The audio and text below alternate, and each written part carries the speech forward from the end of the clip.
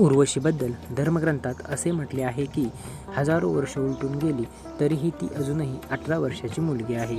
चिरतरुण मुलीसारखी ती नशा आणि तारुण्यरसाने भरलेली आहे.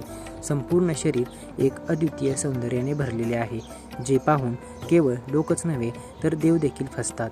विश्वामित्र संहितेनुसार गोरा अंडाकृती चेहरा, घोट्याला स्पर्श करणारे लांब आणि ढग फुगल्यासारखे दाट काळे केस, गोरा रंग जणू स्वच्छ दुधात केशर मिसळल्यासारखा, हरिणीसारखे डोळे जे प्रत्येक क्षणी तीव्र कुतूहलाने आजूबाजूला पाहते, छोटे गाल, सुंदर आणि गुलाबी होत, आकर्षक चेहरा आणि अनोखे आभा असलेले शरीर, हे सर्व मिळून बोटाने स्पर्श केला तर घाण होईल असं वाटावे.